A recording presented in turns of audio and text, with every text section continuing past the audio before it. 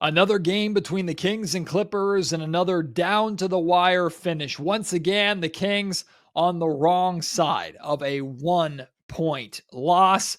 So it all comes down to game 82. The Kings win and they have home court advantage for the first round of the play-in tournament. We'll discuss that, the final shot for DeMar DeRozan in this Kings loss tonight, and more right here on Locked On Kings.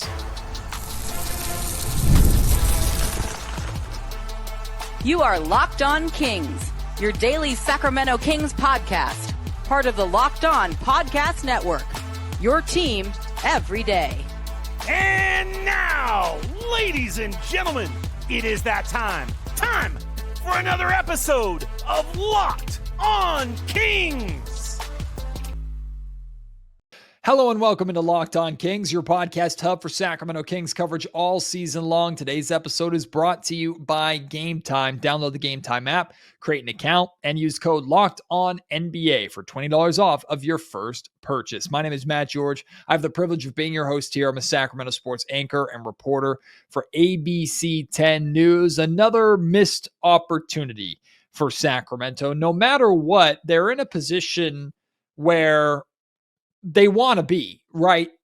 I mean, more ideally, of course, this team would be avoiding the play-in altogether, would be an established playoff team. But given the circumstances, they're in maybe the best case scenario for themselves. Their fate is in their own hands. Win, and they have home court advantage.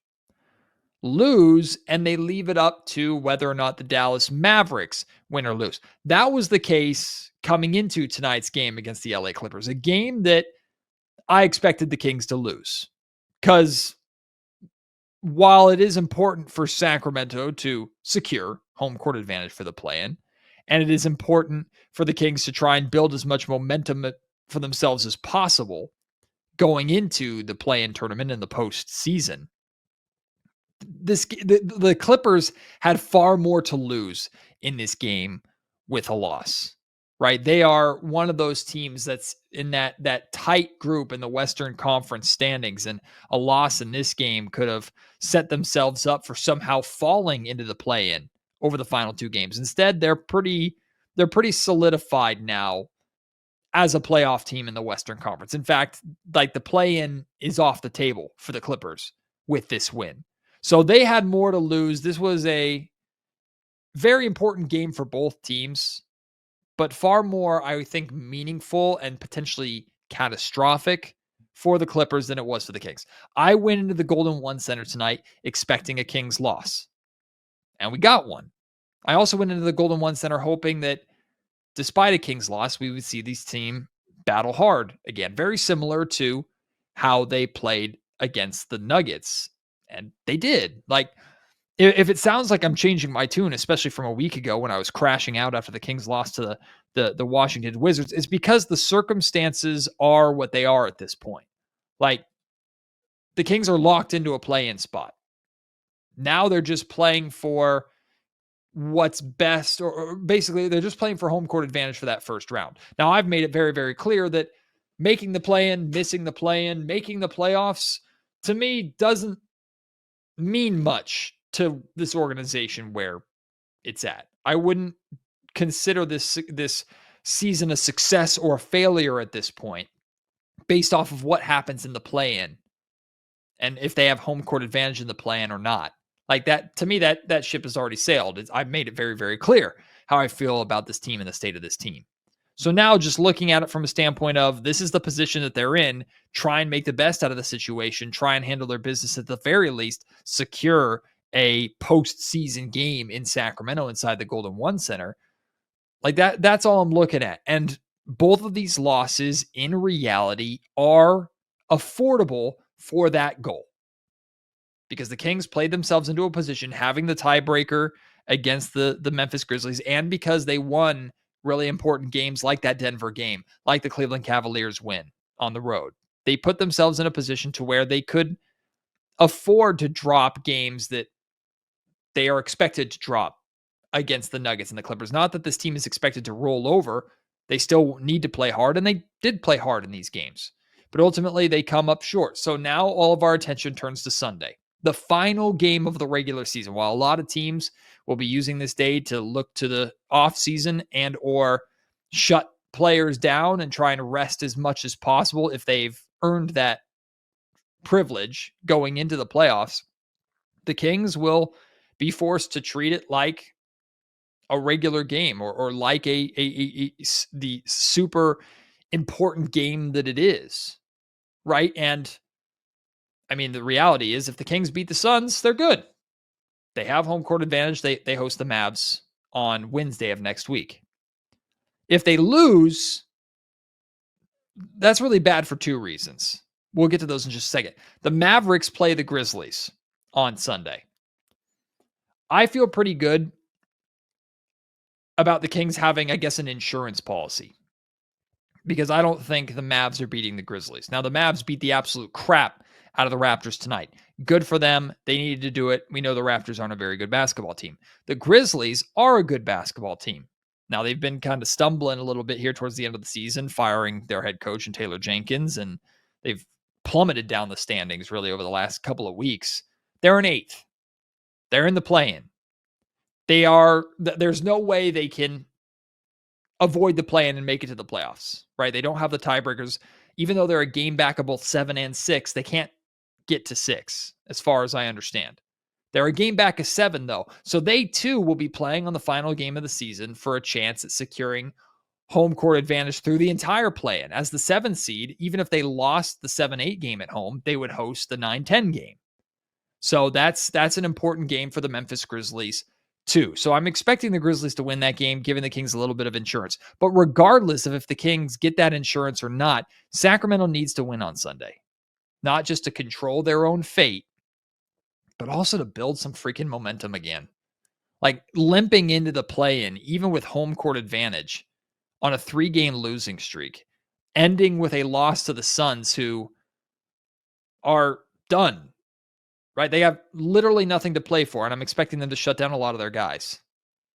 Like that, there's nothing that would make you feel good about that. In fact, I mean, I think Kenny Caraway from ESPN 1320 put it brilliantly on Twitter. Like, if the Kings lose to the Suns on Sunday, they deserve to hop on a plane and not have home court advantage for the play-in tournament. Now, we're hoping that's not the case, but that could be a reality. Now, there is a way, and maybe this is, I'm trying to spin it too much, but I've seen some people talking about this, and it actually is a pretty good point. There is kind of a way that this loss to the Clippers ends up being a good thing for the Kings, because the Clippers have been Sacramento's kryptonite. The Kings have not been able to beat the Clippers this year. I wouldn't put it in the same category as the New Orleans Pelicans beating the Kings 6 times, because the Kings didn't have a chance against the Pelicans in those games. The Kings have played the Clippers really tough and lost by a combined 2 points in their last 2 games. So they've played them tough and arguably should have won at times both of these games. Regardless, they lost. The Clippers are a tough matchup for Sacramento. With this Clippers win, they avoid the play-in. So the Kings now don't have to worry about having to face the Clippers in any scenario other than an actual playoff series, which, again, would not just require them to make it into the playoffs through the play-in, but would also require them to beat the Oklahoma City Thunder in the first round, because the best the Kings can be is the 8th seed. So the Clippers winning and avoiding the play-in means Sacramento doesn't have to worry about running into them in the play-in for a chance at the playoffs the same way they did the New Orleans Pelicans last season. So they got me thinking, like, what's the most, not that we want to look too far ahead, because the Kings have not given us any reason to believe that they will beat the Dallas Mavericks. I know the Mavericks have had a turbulent season, to say the absolute least, but they still have Anthony Davis. That's still a good basketball team, even with no Kyrie Irving. That's still a very good, very dangerous basketball team that absolutely could beat the Kings in Sacramento or Dallas. But if the Kings were to make it past the Dallas Mavericks and have one game to like win and get in game, who's the most ideal opponent? I open this up to you. To me, it's absolutely not the Warriors, right? Like, no shot it's the Warriors. And in order for it to be the Warriors in the final play-in game, they would have to lose to the Clippers on Sunday, which is very feasible. And then they would have to lose to either the T-Wolves or the Grizzlies in the first play-in game, right? If the Kings lose to the Clippers, or excuse me, the Warriors lose to the Clippers on Sunday, I think they would fall to 7. And I think the only, like, they're is a scenario where they fall to 8, I believe, but I don't know what that scenario is. More than likely, the T-Wolves would then jump up to the 6th seed. I don't like I've had enough of Kings and Warriors in the postseason in any capacity. Like we've seen it the last 2 years. So to me, that's absolute no. And the Warriors have kicked the living crap out of the Kings the last 2 times they've played them. Between Memphis and Minnesota, I might be crazy, but I think I'd prefer Memphis.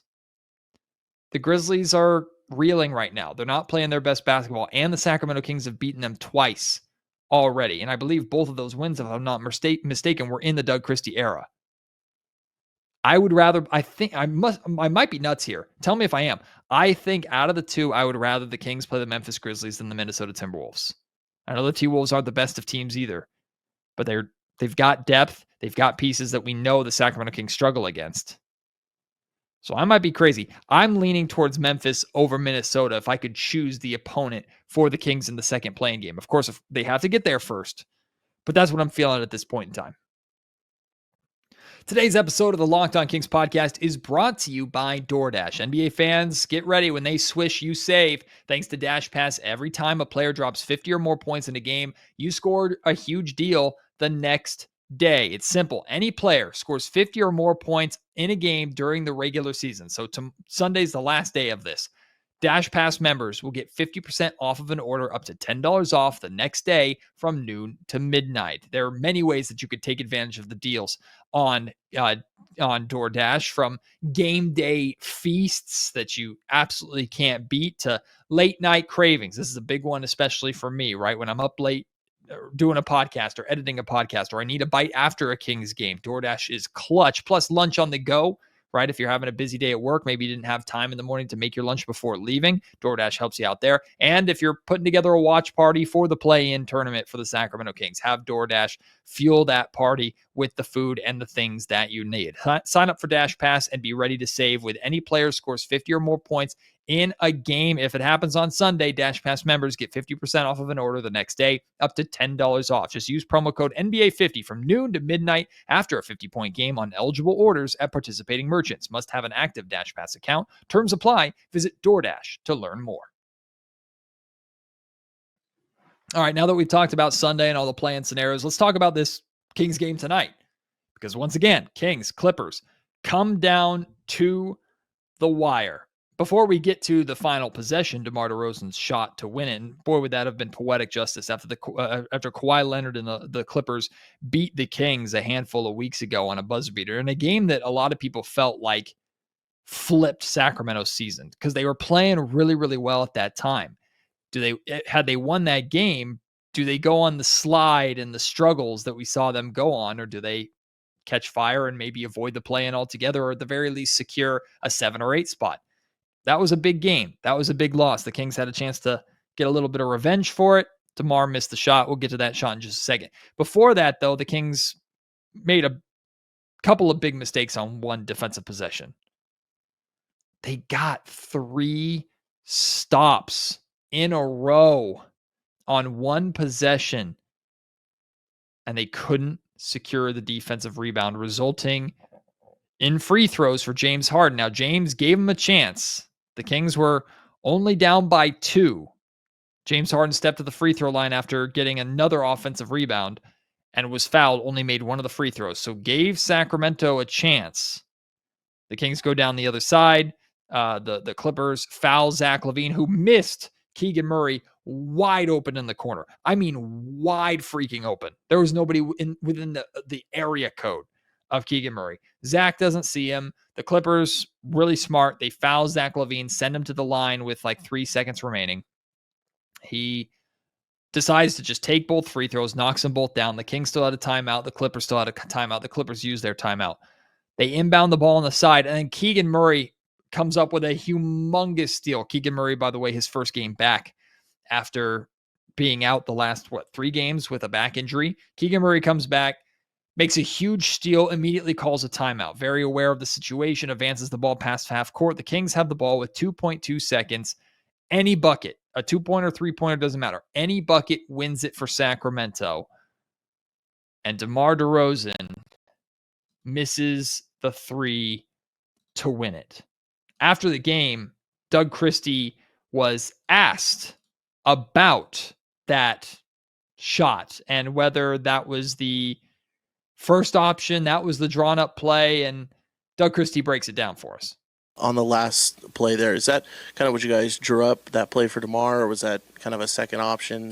Yeah, it was more of a second option. It was Keegan looped around. You had Zach going over the top to an empty corner, then Keon setting the screen for Debo, but Debo popped as the time started going, got it, and just unfortunately didn't get a good look.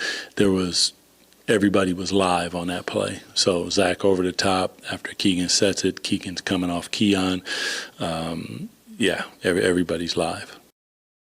So the way Doug describes it there, saying that everybody's live, basically means like there's a chance to get the ball to anybody and everybody that was on the floor to get that shot. And that's the nice part about only being down by one. A 2-pointer wins it, so you could look to get something at the basket, look for something from mid-range, or look for a 3-ball. When you're down by 2 or 3 and you need a 3 to win or tie, at that point, like, you have to go to your best 3-point shooters, so it limits things a little bit. I do understand, like, and this is so easy for me and for all of us to say who aren't on the floor, and hindsight is 20/20 in those moments and blah, blah, blah, blah, blah. To me, like, the absolute emphasis should have been on Zach LaVine to find a way to get him the ball. Because one, Zach LaVine had the hot hand that quarter. He was struggling for the entire game. A number of Kings were, but he had 3 3-pointers in the fourth quarter. Like, he was finding his shot. He was knocking him down. And Zach LaVine has a tendency to hit a pretty high difficulty of shots, especially from the perimeter. If the look was on the perimeter, I think the Kings should have done and could have done, and I've gone back and watched the play. They needed to do more, I think, to get Zach LaVine open. I know Doug said he was supposed to be there over the top, but it wasn't there. Like, set a screen for him, get him something downhill, or have him pop out off the screen. Something. I just felt the Kings, again, hindsight's 20/20. It's so easy for me to say from my position. The Kings needed to do a better job of emphasizing getting Zach LaVine the ball there. And then for those of you saying, Matt, DeRozan was fouled. Like, he got the ball and he turned to the defender, but Zubats was there and Zubats bumped him as he put the shot up. According to Jason Anderson of the Sacramento Bee, DeRozan said after the game that he didn't think it was a foul. It was a good defense. I mean, Zubats has a right to be there, and Zubats is a big guy. His hands were in the air. DeRozan turned into him and tried to force a shot through 2 defenders, falling away from 3-point range, and wasn't even close. Regardless of if we think it was a foul or not, one, you can't put your hopes and prayers there into the hands of the official. They're going to swallow their whistle the vast majority of the time there. And two, DeRozan with a off-balance, highly difficult 3-point shot, that has to be not your second option. That has to be your last resort. I know, and I'm not saying that you don't trust DeRozan in that spot. It's you don't trust DeRozan with that kind of shot. Get him something in the mid-range. Again, easier said than done, but I just felt like the execution, you would have you could live with the Kings getting a much better look and just missing it. Okay. That wasn't a good look. I don't think that was a well-executed inbound play at all by the Sacramento Kings. I think they needed to make more of an emphasis on getting Zach LaVine the ball. They didn't. Then plan B has to be better than what we got from DeRozan. Give the Clippers defense credit. Defensively, they stepped up and got a big stop. But I think Sacramento's inbounding execute, like Doug always talks about, like looking at film and improving what we can improve, controlling what we can control. There's a lot more that the Kings could have controlled or done better, in my opinion, in that final inbound play. That being said, though, like, I know we're not all about moral victories here, but I thought there were some positives, a lot of positives in how the Kings played. First and foremost, DeRozan and LaVine both struggled the entire game, and the Kings were still in it the entire game. The two of them combined 15 of 43 from the field. If you were to tell me they were shooting that bad together against the Clippers in Sacramento, I would have told you they probably lost by double digits. And yes, the Clippers did build up to a 10-point lead, but they only did that in the fourth quarter when they got off to a good offensive start, and Sacramento was able to push right back and close that gap quickly to give themselves a chance to win on the final possession. So I was pleased with Sacramento's defensive effort. I thought their defense was really solid in this game. I mean, you hold the Clippers to 101 points. You hold anybody to 101 points in Sacramento, you have a very, very good chance to win. That looked like a postseason game. The way this game played was very postseason-esque. It reminded me a ton of Kings versus Warriors a couple of years ago. It was not a boatload of threes being made, not a boatload of offense, big shots at big times. The game pretty close the entire night, even if the Clippers were in control more often than not. I thought this looked and felt like a playoff type game from Sacramento, and they did some things well. Ultimately, they didn't win the game at the end, which is what's most important. But I thought they did a good job keeping that game close, giving themselves opportunities, other guys stepping up and trying to make the most of their possessions, while DeRozan and LaVine were struggling so handily. Now, if the Kings get that kind of performance from both of those guys at any point in the play-in, it probably costs them their season. But if they can hang with the Clippers while those guys are struggling, you're damn right they can hang with any team that they face in the play-in with those two guys struggling. I like Domantas Sabonis' early aggression. Sabonis had 19 points and 16 rebounds, his 60th double-double of the season. 5 of his 15 shots came in the first quarter. Really, 5 of his 15 shots came in the first 5-6 minutes of the game. He was looking to attack. He was looking to score early on. Now, he did only have 2 shots in the fourth quarter. Made one of them. I know it's DeRozan's time. I know it's LaVine's time. And I'm not saying the Kings want Domantas Sabonis to force things. Again, if I'm being nitpicky, I want to see Sabonis be more involved in the offense, be more of a scoring option down the stretch of close games, because he's such a force that defenses have to be concerned about. It's not that the Kings stopped playing through him. They were playing through him the entire night, which was another positive for me. They continued to play through Domas. But if Domas is going to take himself off the table as an offensive threat in the fourth quarter, I just feel the Kings are limiting themselves offensively and making things easier for the defense of the Clippers or whatever opponent they're facing. So I want to see more than 2 shots in the fourth quarter from Domantas Sabonis. But overall, I thought the offensive flow for Sacramento looked crisp. I thought the ball movement was good. They were playing through Sabonis a lot. We saw a lot of DHOs. We saw some really good two-man game between Zach LaVine and Domantas Sabonis. Really good. The best it's looked. Shots just weren't falling through the first 3 quarters. It's a bummer. And yeah, it does feel like a moral victory, but there were definitely some good things from this game. For sure. Like I said at the top of the show, today's episode of Locked On Kings is also brought to you by Game Time. There's nothing like the energy of a live game, whether it's catching a last-minute MLB showdown or soaking up the excitement of an NBA postseason game, but finding great seats at a great price, that used to be a real challenge. Until Game Time. Game Time makes scoring last-minute tickets easier than ever. Prices actually drop as the event gets closer, and with their all-in pricing, you see the total cost up front, no surprises at checkout. There's so many reasons why I love using Game Time, from last-minute deals where you can save up to 60% off by buying last-minute tickets for sports, concerts, comedy shows, theatrical productions, whatever it is. And look, sometimes we don't know if we're going to be able to go until the last minute. Well, now Game Time actually rewards you for that procrastination. You can grab last-minute seats for any game that you can think of and save big with their zone deals. You have peace of mind too. The seat views before you buy, no surprise fees, and a lowest price guarantee. You can book with total confidence. Their lowest price guarantee also means that you never worry about overpaying. Take the guesswork out of buying tickets with Game Time. Download the Game Time app, create an account, and use code LOCKEDONNBA for $20 off your first purchase. Terms apply. Again, that's code LOCKEDONNBA for $20 off. Download Game Time today. Last minute tickets, lowest price guaranteed.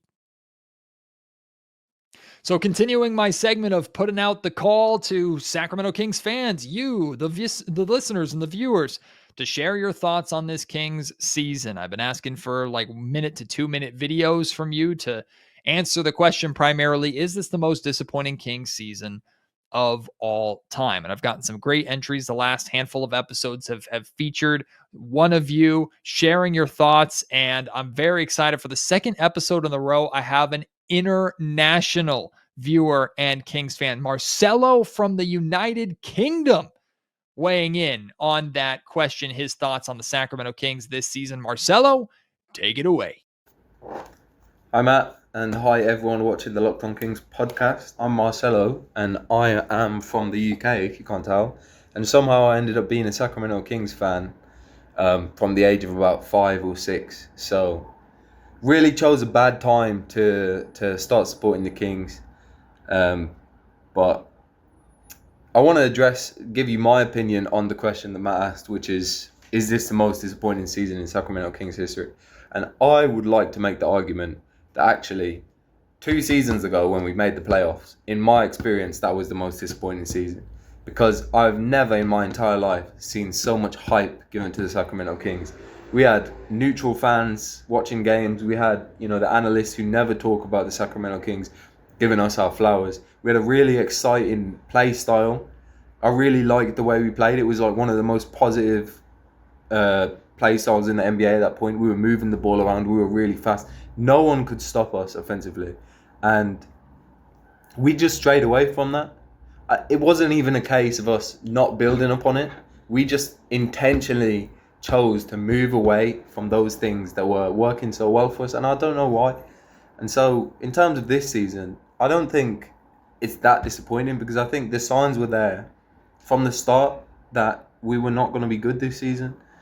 I mean, I'm guilty of this as well. I know a lot of us are. You look at the positives and you try and convince yourself that actually maybe we could be going somewhere with this. Maybe the DeMar DeRozan and Zach LaVine era could be the start of something special.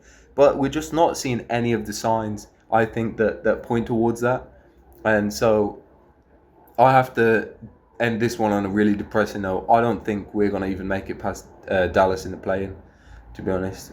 These are the type of teams, although Dallas are all over the place at the moment, these are the type of teams that we've lost the must-win games to over the rest of this season, the previous 14 years before this. Like, I don't have high hopes. And I'm sorry to end on such a depressing note, but hopefully I can get proved wrong.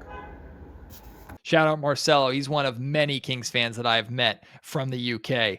Awesome guy. Hope to see you in Sacramento one time in the future, my guy.